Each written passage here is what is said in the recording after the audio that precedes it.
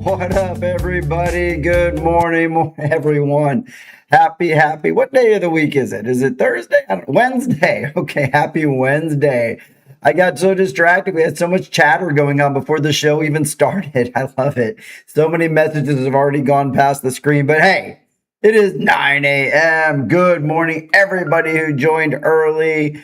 All the early birds are in this morning before the show even started, and it is Wednesday all day. Thank you for keeping me on track. Good morning with all those pink hands. Lovely L3, Albert. Man, I got a list to go through, so hang on one second here. It is August 12th, 2026 for those keeping up. We actually talked about that last night in an event, and I was like, a lot of people just lose track of what day it is, and, we're down here in paradise and all these things, and so, we were talking about, hey, my show kind of helps. As for my weather app, I pull from a couple different sources, but I have AI go out there and yank the data from a few different weather sources. Hopefully it's correct. If you ever see an error down there, let me know. I don't spot check that every day. Oh, man, but you have reached PVRN Puerto Vallarta right now. Happy to see you. I'm your host, Brent Lane. So good to see everyone. It is a busy show today. Let's get on it. So good morning. So first in this morning was John from our Coffee Cam. I don't know who's got the number one crown yet. It keeps changing, but Sherry's here. Karen, I see you. I see you, Renee from Reno. I see you, Lori, Den and Kathy in the house. Lovely L3. Albert. Sly, of course, is here. Michael Buford, how you doing? Good morning. First time here. Happy to see you, Michael. Glad you joined the show. I know you, and it's good to see you here. Mary, I see you as well. Oh, great stuff. All right, everyone. Happy to see you here. We got some new folks. Be sure to subscribe. We'll talk a little bit more about that at the end of the show, how you make sure you never miss a show. And wow, what's going on here? Oh, all right. Well, sorry, Albert. We'll catch you on the replay. That's why we're all out there. Good morning, Lilia. Good to see you. Man, we have got a packed show today. I better do a good job. The pressure's on. Oh, we've been doing this since February. I got it.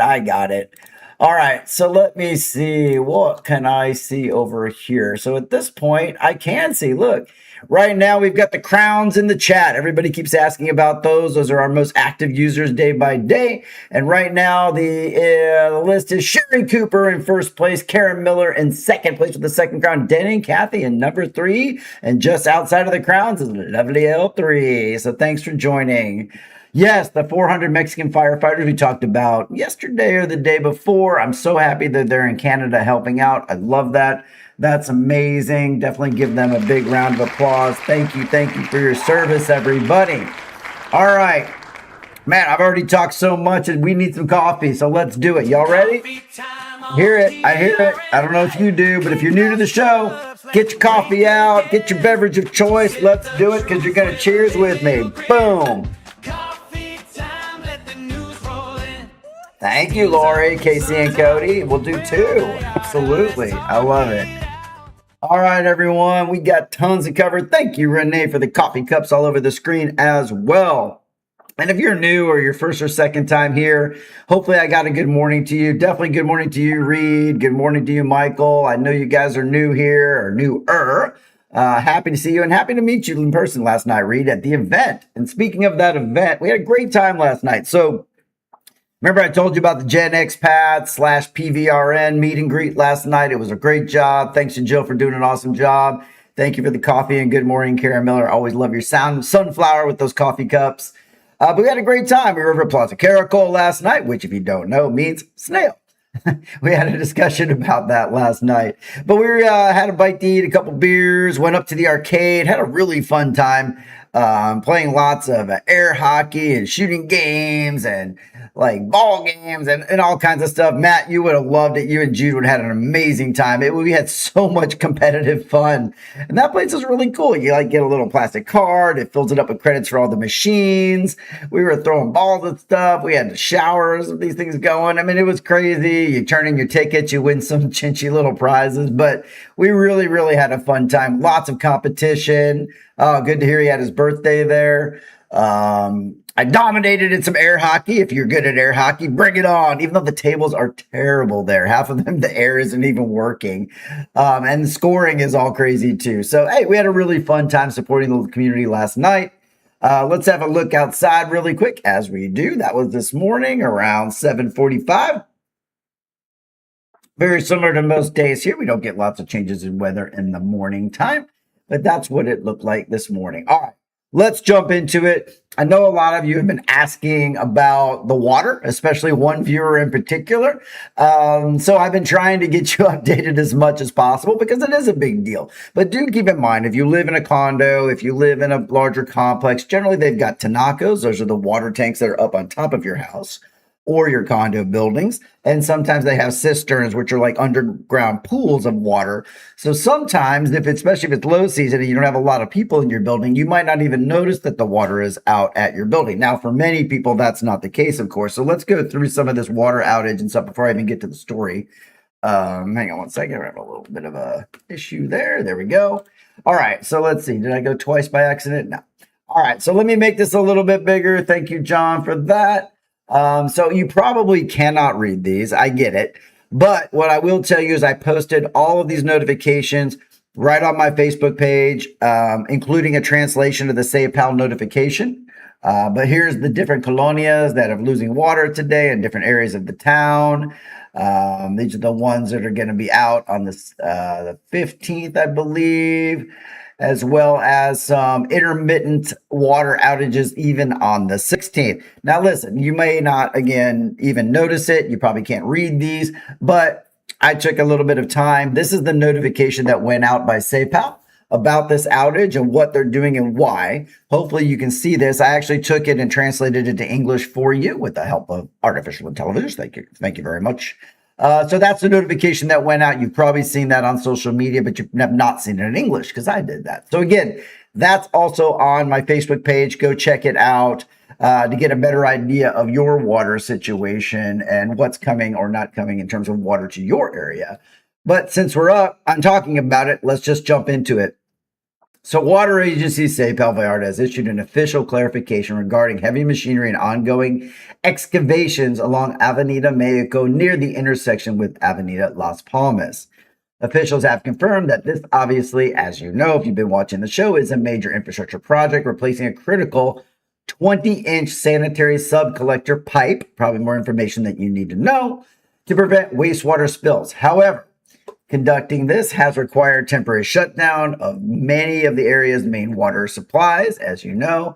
So if you live or operate a business in any of those areas, you should know this service disruption affects anywhere between 139 to 141 different neighborhoods across Puerto Vallarta. That started this morning at 6 a.m. So I guess if you are here and you don't currently have water, raise your hand. Let me know in the chat. I'd like to get an indication of who out there is being affected if you're in town right now. But do know that crew members are working around the clock to finish the pipe replacement and secure the system. Officials do stress that the water shutoff is an unavoidable technical necessity to complete the heavy construction safely and prolong long-term public health and the availability of drinking water, of course. Now, for anyone out there who's asking when these taps will run again, SEAPAL estimates that water service will begin gradually returning on Thursday, tomorrow, once pressure in the distribution network restabilizes. Residents are urged to conserve stored water in home tanks and cisterns. We just talked about those throughout the outage period. All right, so there you've got the information. I hope that's what you need. If you need more information, if you need to read those posts I put up on the screen a little bit more clearly, again, my Facebook page, Brent Lane, has it. And thank you so much to reporter Guadalupe Cruz for that first story this morning. All right, let's have a sip of coffee. Hopefully you got water to put in your coffee. Mostly that's for me to get through the second story this morning. Oh, all right. Have you guys been following this one? The one about Carnes, Selectas, and all the... Thank you, Sherry, for the cheers. I appreciate that. I see you. And the 23 properties under investigation. So it's those Carnes Selectas up in Nayarit. You see them all over the place. It's where you buy your meat behind the counter. And so here's the update. So state law enforcement authorities in Nayarit have executed coordinated raid operations resulting in the legal seizure of 23 real estate properties associated with the meat company Carnes Selectas Nayarit. The action was ordered as part of an ongoing investigation led by the Nayarit Attorney General's Office into suspected financial irregularities and operations involving funds of illicit origin. Okay, we're using some code words here. The official investigation targets company owner, along with several named associates and family members. As we do here or don't do on PVRN, we try to withhold names. It's right here in front of me, and the Mexican news definitely likes to throw names out there because they haven't been prosecuted yet. Once they're actually prosecuted, they actually wipe out their names and cover their eyes. It's a really weird system with that, I have to say. All right, so turning to how this might impact you every day. So if you're a customer, obviously, you might be interested, as Carnes Selectas Nayarit did release a formal statement addressing the high-profile raids. Company management reassured the public that all retail storefronts across Nayarit, Jalisco, Sinaloa remain fully open and continue normal day-to-day operations. They are emphasizing that their commercial activities operate strictly within the bounds of Mexican law without interruption or exception. Addressing their workforce and clientele, the company pointed out that they generate more than 1,200 direct jobs across the region and have built their business through honest decades of work. Executive expressed full confidence in the judicial authorities, stating that they expect upcoming legal reviews to clear the firm of all allegations. Okay, thank you so much to Tribuna de la Bahia. Israel Torres is the reporter on that story. And as we do here on PVRN, we always cover both sides. So you got the fact that there is an attempted prosecution, there are raids going on, but you also got the response from Carnes Selectas Nayarit. I will definitely keep you up to date on what happens with that story as I get more information. So definitely always stay tuned to PVRN for more info. All right, next up. Okay, we got an awe. I don't have an awe effect. I need like an awe. I don't know what I got. The closest thing I got is a kiss. We can kiss them. They're very cute. But here they are. So look at these little guys right here. Let me tell you about them. And guess who's in our news again today? Oh, thank you for the awe, Sherry. I appreciate it. Oh, so who are these guys and why is CUCosta back in the news 2 days in a row? We don't talk about CUCosta very much. So Nature Conservation, slow down, Brent, took center stage in Puerto Vallarta as 180 green iguana hatchlings were officially released into the wild inside the Estero El Salado State Park, which happens to be right across from the marina, if you know where that is. It's that huge green space. Lots of crocodiles in there. It's been in the news quite a bit lately here for renovations. So, we want to learn more about that. But this one's more about CUCosta and that area as well. So this recent release was organized to commemorate the 26th anniversary of the urban estuary receiving protected natural area status. I didn't even know it's been around 26 years. That's something new to me. These young iguanas are rescued as eggs from vulnerable nests across the municipality and carefully incubated over 2 months over at the University of Guadalajara CUCosta campus. Thank you, Mary. They are cute. If you enjoy local wildlife, this successful reintroduction highlights the vital environmental work happening right in the middle of our hotel corridor. Biologists from CUCosta specialized Reptilarium, have to practice that one, supervised the entire incubation process to ensure high survival rates before guiding local families, children, and visitors in releasing the hatchlings into their natural mangrove habitat. I love that they made it like a little event with kids and adults. Environmental leaders at the ceremony did emphasize that urban nature reserves like Estero El Salado play a key role in preserving biodiversity along Banderas Bay's coastline.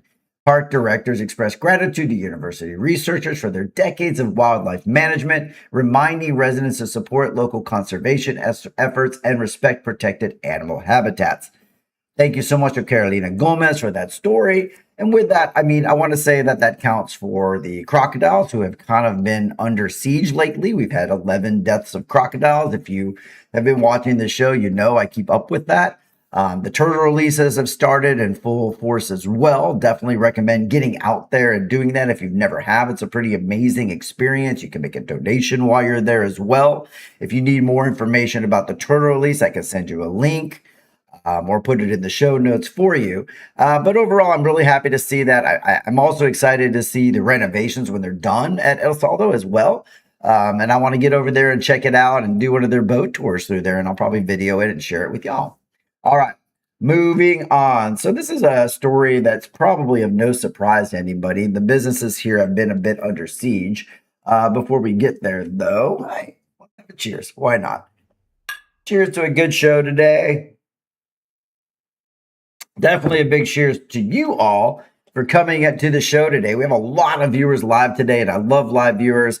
Yeah, I think you can, Kirsten. Good question. So they have a dock in there. That's part of the renovation that they're doing. So sometimes when I see a question pop up on the screen or a comment, I've got to break away and jump on that real quick. So Kirsten had a great comment here that she didn't know they do boat tours through there. So the renovation part of it is the dock system where people are entering and exiting the boats. They found it a little bit janky, a little bit dangerous. So they've been updating those docks as part of the renovation for the boat tours through El Salado. So I'll keep an eye on that for you. But from what I know, yes, you absolutely can do a boat tour through the mangroves over there. I don't know how you schedule it. The gate is closed at irregular hours. I'm hoping once the renovations are done, maybe it's going to be more clear when you can actually go over there and find out more. Or maybe I can find someone who works there and get more information for you. But great comment. Thank you, Kirsten, for that. Okay. If you live in Puerto Vallarta, if you visit here, you know that it's been a tough low season for businesses. Micro businesses is what this article refers to as the smaller businesses in town. But here's a story that popped up this morning. I found it interesting. Small business owners in Puerto Vallarta are navigating a complex commercial landscape as new data they receive highlights the immense hurdles facing local micro enterprises, small businesses. Economic analysts report that a large percentage of these independent shops, eateries, and neighborhood service providers struggle to remain operational past their first 5 years in business. Now, I also found this might not just be a Mexico, Puerto Vallarta thing. I also found that, I used to own part of some bars in the USA, and they always said that 5 to 7 year mark, that was the key. Like if you made it past there and your crowd was still coming in, that was quite the accomplishment. Hey, Mark Hartman, good morning. How are you? I don't know where in the world you are, but we're always excited to know. Okay, so getting back to it. So factors like shifting low season tourist volumes, of course. Oh, Vegas. I love that. Yeah, I hope you win some money. Nicely done. I don't have a win money sound, but I'm going to give you a wow. There you go. Okay. So once again, past that 5 years, factors like shifting low season tourist volumes, which we're dealing with right now, rising commercial rent costs, which we're dealing with right now, inflation, pressure on raw goods continue to strain their operating margins. So for entrepreneurs planning to launch or expand a business in the Bay Area, industry leaders do emphasize that long-term survival depends heavily on financial planning and adaptability. Successful shop owners out there often point to digital adaptation, building strong relations with permanent residents. Man, that is a huge one. We've been talking about that one a lot on social media. Building relations with permanent residents and taking care of the permanent residents in low season is so critical. Like have specials, maybe have a little bit of a discount, maybe have a resident appreciation. There's so many things you can do outside of the box as opposed to just keeping the prices at that high season rate. And I'm not going to rant about it. I don't feel like, businesses have to just cut off all their profits or anything, but man, really catering to permanent residents is key. And of course, careful cash flow management during the slow summer months is essential survival strategies. Local merchants associations are advocating for targeted support programs to help new ventures and to help with some of those initial operational bumps in the first 5 years.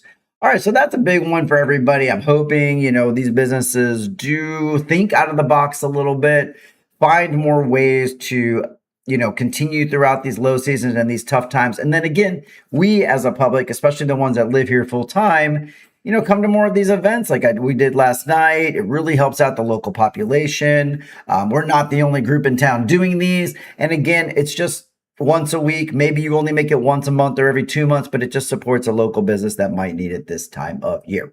All right, everybody. That's the show. Man, we went long today. It's already 20 minutes. We had so many good mornings for everybody, but wow. I have no problem going long when this many people are on and this many people are chatting. I love it.